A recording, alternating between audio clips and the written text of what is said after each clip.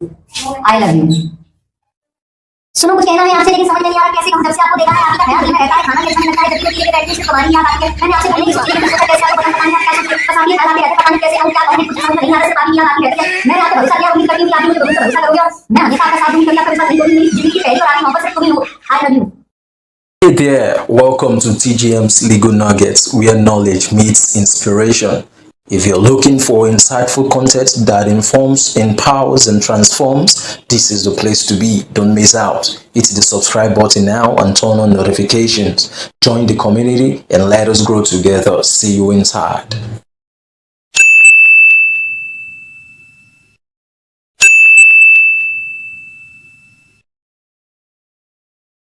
So here in TGM's Legal Nuggets, the love we give is straightforward and not haphazard.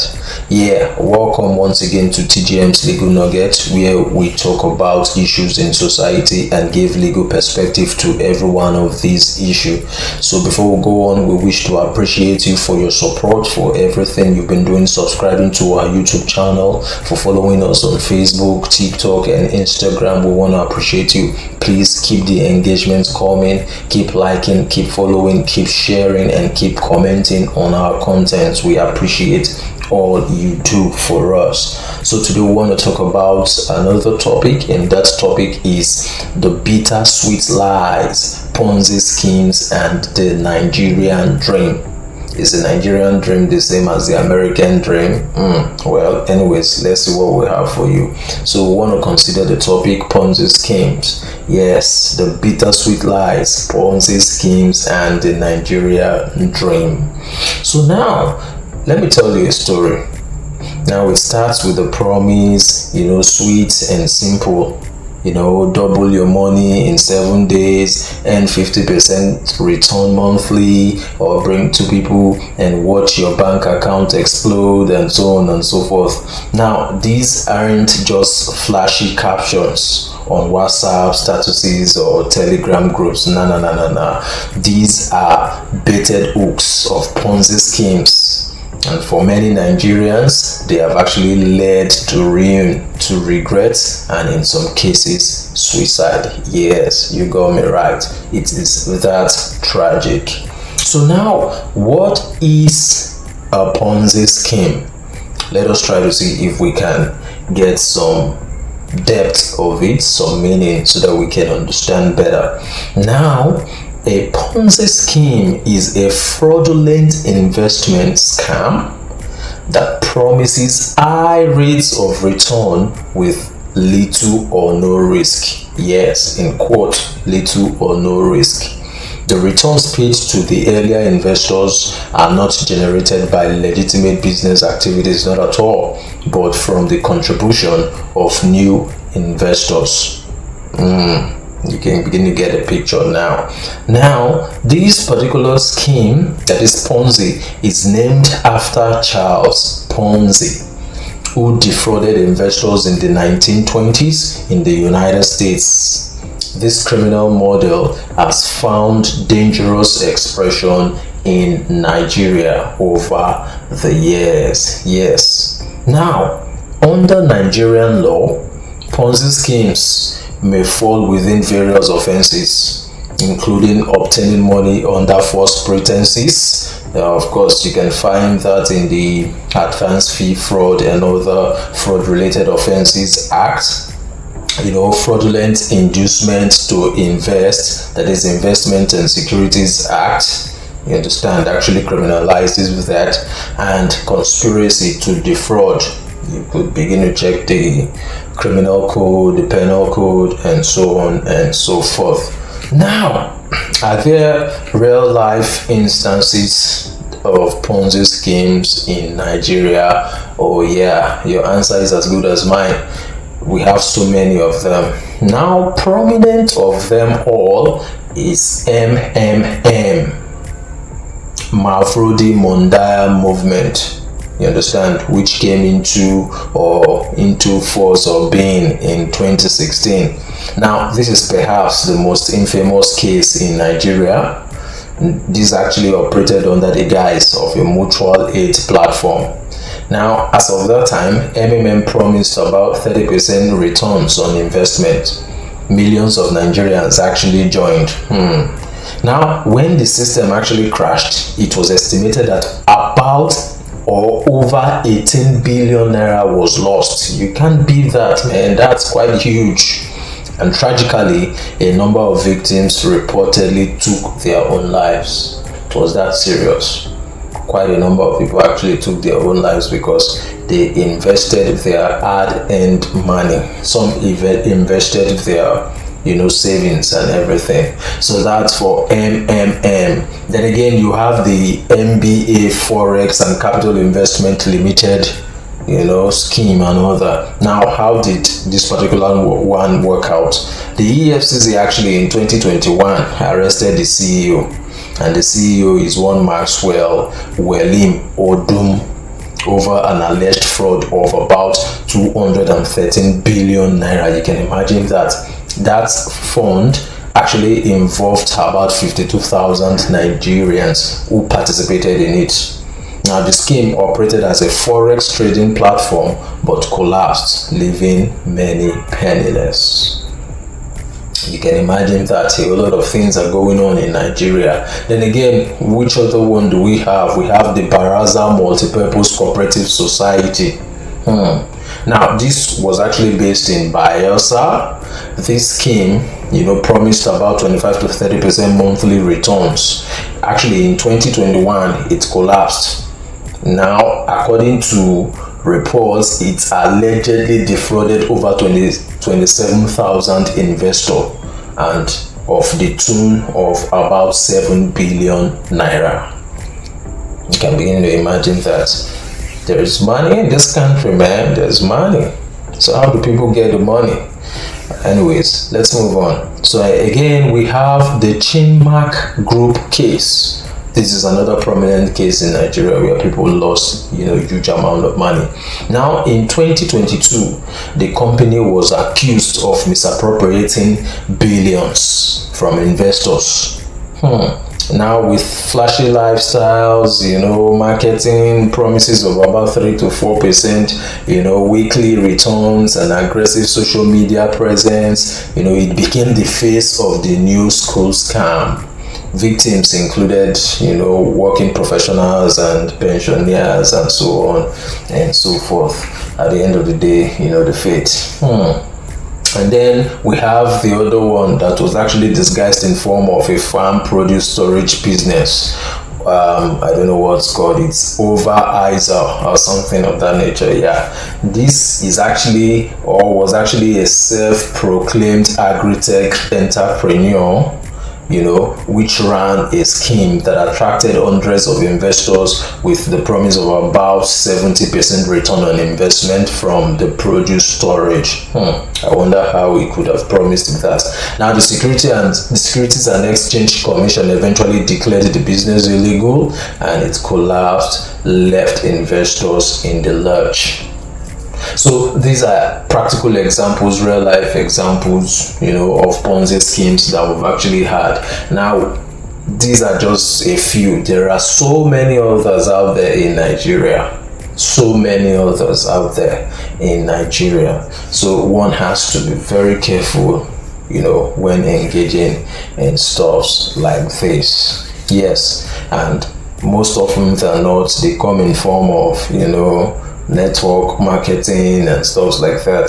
Anyways, we'll go into the nitty-gritty of all this. Now, what is the implication of Ponzi schemes in Nigeria on the individuals, victims, and generally?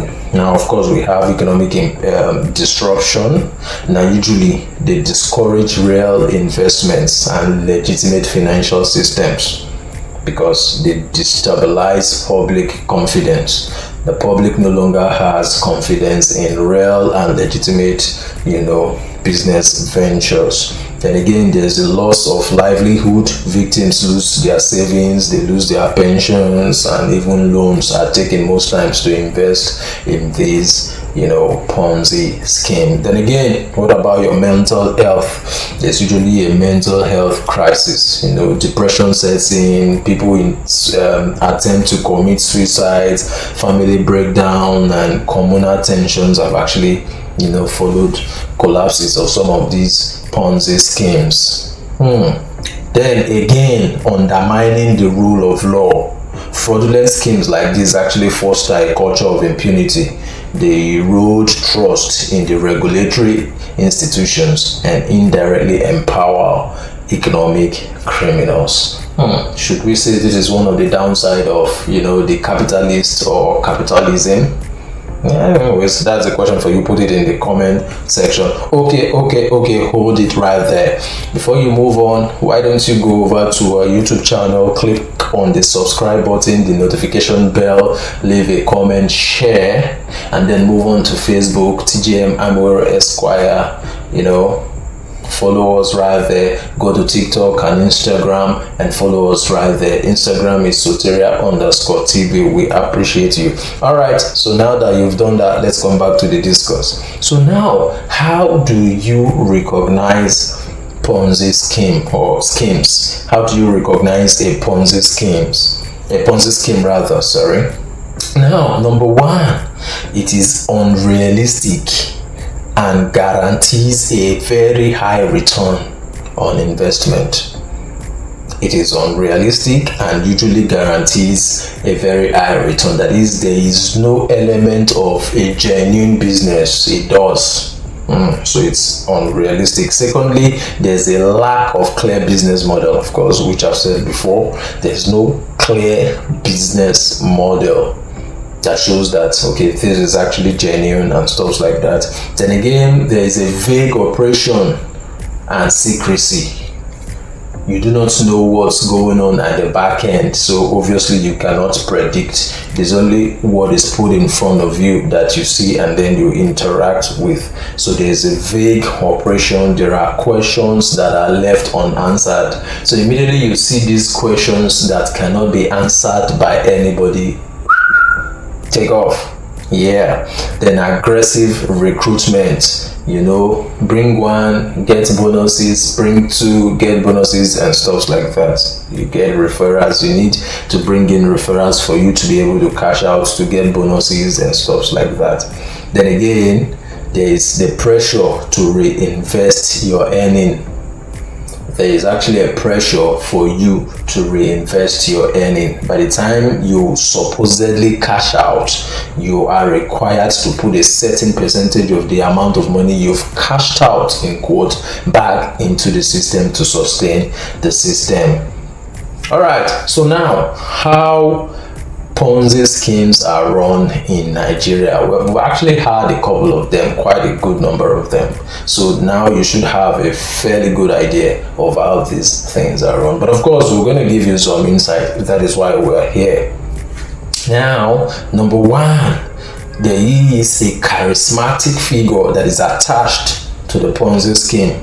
Often maybe a religious or pseudo-financial personnel that announces the opportunity. Somebody comes in, somebody that is influential, is actually fixated on the business to sell the business. Could even be a popular celebrity and stuff like that. You understand? That's number one. So there's a charismatic figure. Then number two, social media and testimonials are flooded with doctored proof of payment.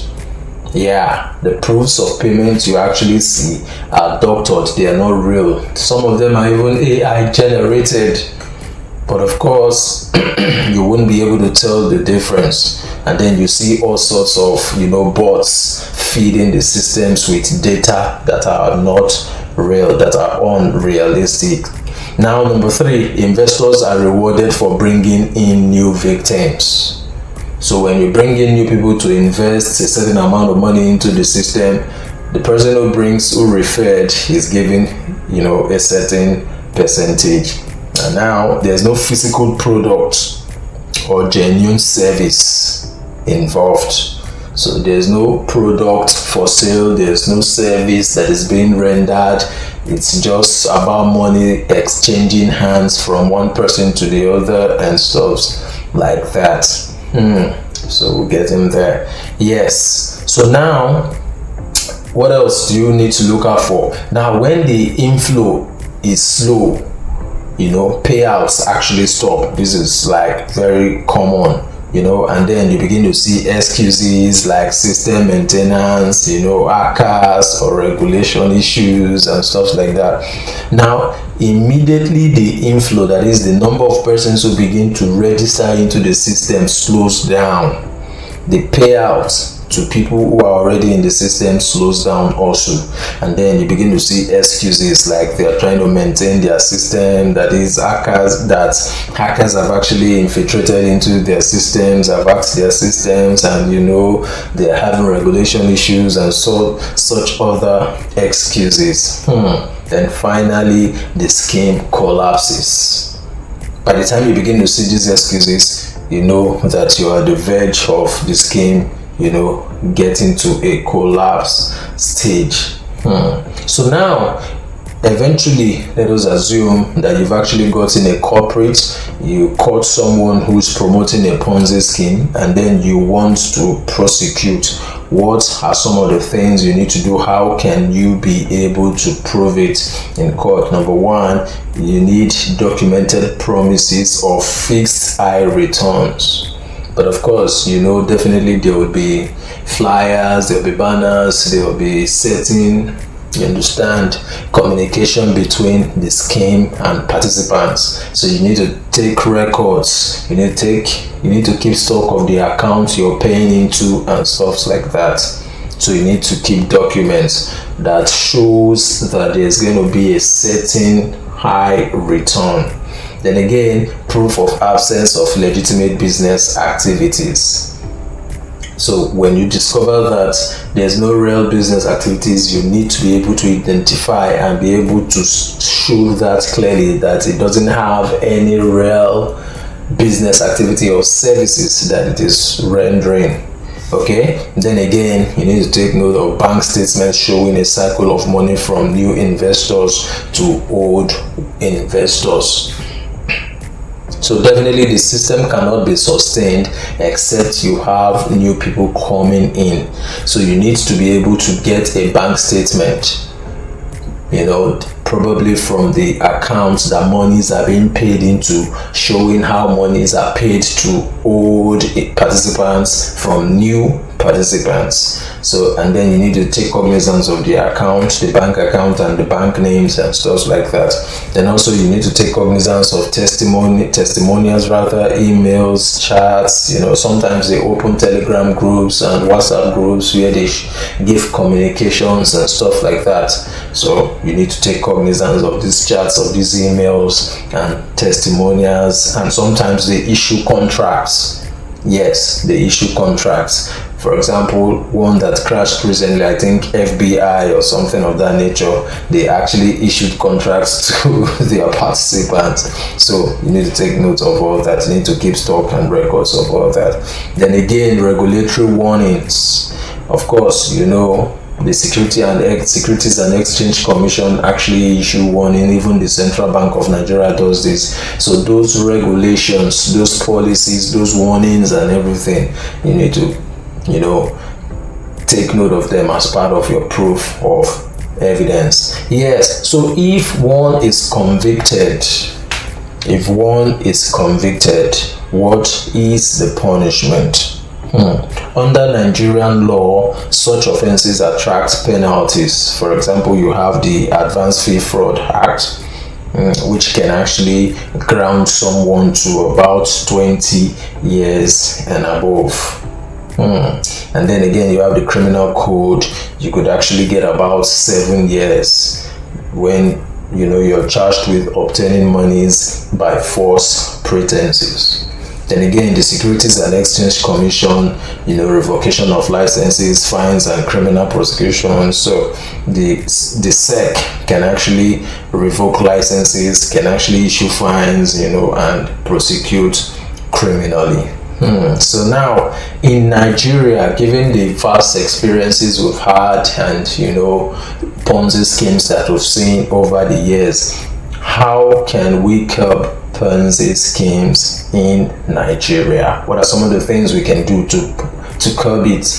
So number one, we can actually enforce strict regulations and proactive public alerts by the Securities and Exchange Commission and the Central Bank of Nigeria. So yes, the Securities and Exchange Commission needs to be more proactive to some of these things, take steps to warn the public about such things they need to be up and doing about their task, as well as the Central Bank of Nigeria. Then again, we can actually have financial literacy campaigns. Financial literacy campaign is something that is actually lagging behind in Nigeria. So these financial literacy campaigns should target the youths, religious groups and cooperative societies, where you can actually have a large number of individuals gathered and so on and so forth. Then again, what else? Increased prosecution and asset forfeiture. Not just prosecution, the public should be made aware as the case progresses, of these persons who have been prosecuted and what the verdict of the court is at the end of the day. Then again, we can have collaboration with telecom companies and social media platforms. Telecom companies can actually assist a great deal because they would have phone records, communication records via telephone, text messages and so on and so forth. These telecommunication and social media platforms can actually promote the campaign against Ponzi scheme in Nigeria. So now that we're here, we want to appreciate you again for your support. So please go back right there, subscribe to our YouTube channel, Soteria-Television or Soteria TV, our Facebook page TGM Amoro Esquire, on TikTok TGM Amoro Esquire, and then on Instagram Soteria_TV. Yeah, so have you done that now? Thank you, we appreciate you. So when you hear phrases like make money while you sleep, or just bring two people, pause and think, it might be a Ponzi scheme. Now Ponzi schemes may look like opportunities, but actually they are traps in disguise. Yes, they are actually traps in disguise. Yeah, so now they feed on desperation and greed, and in a society that is battling economic hardships, actually their appeal is very, very strong, because people tend to look for opportunities that would give them a very fast means of income or earning. But of course, there is no shortcut to wealth. You need to understand that.